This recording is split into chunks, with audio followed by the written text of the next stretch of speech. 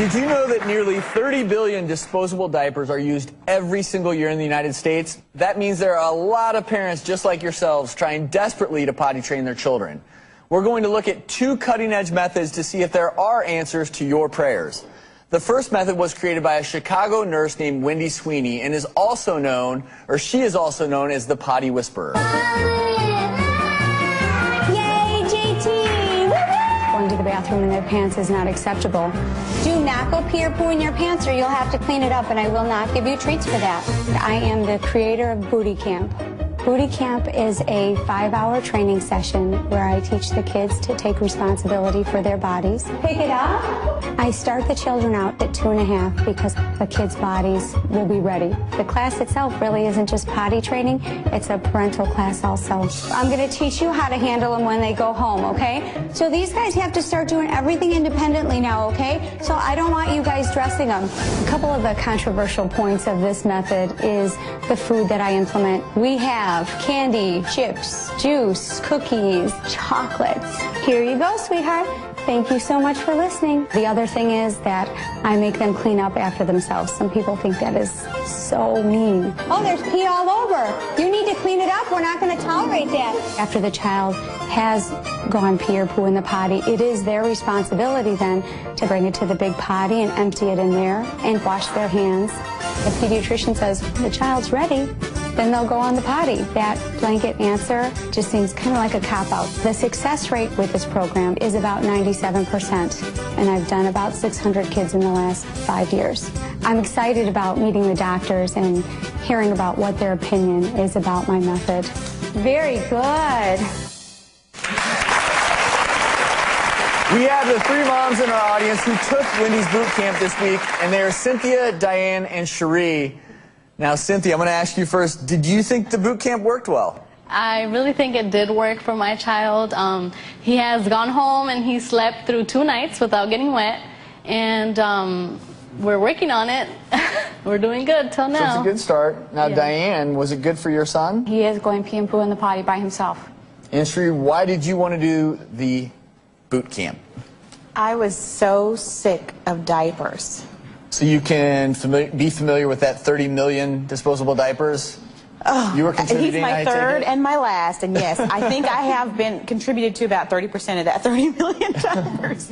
I think that's one of the things I really like about the program, Wendy. It's a great alternative for parents that are fed up. Sometimes you need to bring a third party in, and that's what you offer, right? Absolutely.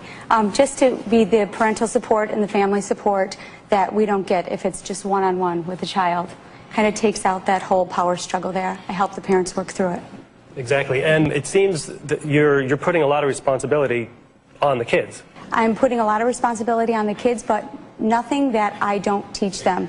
So the expectations are higher, but everything they need to know, I teach them myself in the class. Dr. Sears, walk me through potty training basics. Somewhere around age 2, they start getting aware of when they're going and when they're not and when they're holding it, and you see the signs of them pulling on their diapers, and you just kind of start maybe modeling. They start watching mom or dad or brothers or sisters using the potty. It just kind of happens. That's when their muscles, when I talk to the kids about potty training, we call them the donut muscles. These are the muscles they squeeze to kind of hold things in or to push things out, and that's when they start learning how to control their donut muscles. And most of the time it goes pretty easy. I was reading about your program and I thought, okay, this looks pretty good, and then I saw the list of foods you use. One of the big things I stand for as a pediatrician is good nutrition, and I know you do too, but don't you think you could use a little healthier things, using soda and Kool-Aid and I'm a mom of 6 small real kids, sugary juices, and we are really big on health and diet in our house.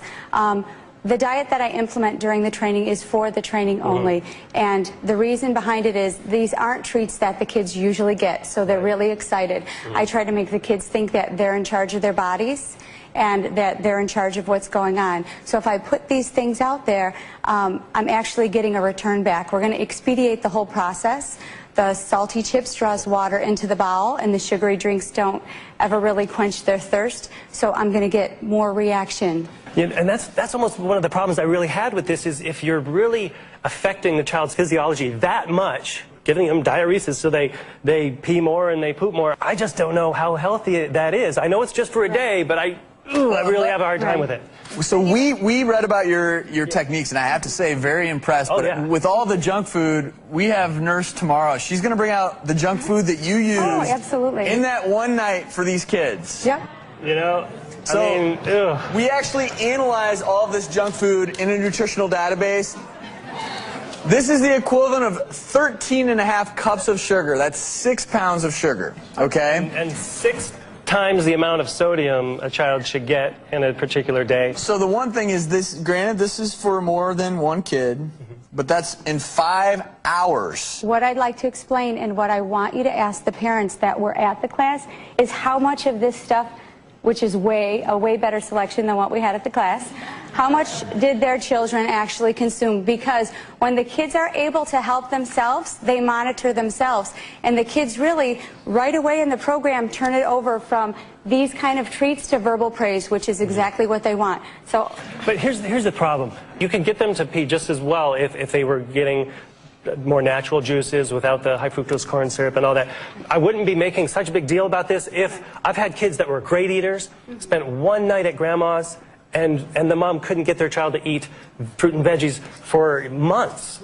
with my experience with the 600 kids that I have trained over the last 5 years, it hasn't been an issue. Point taken. Disagree with that method personally. Right, absolutely. But then I watch those little kids going around, walking around their own urine, Cleaning up their own poop. I have to ask you, is this good? Is this bad in your opinion? Oh, man, because I mean, we see it's a little shocking for me to watch. I mean, it's almost one of the key components of a classic daycare situation where you try to keep all the poop away from the kids, and you try to not let the messes get under their fingernails. I know you clean their hands, I'm sure you do, but I don't know if you could get them 100% clean, and I'd be worried about them fecal oral spreading contamination, which is a big thing with me. Big thing. So I am right on top of the kids.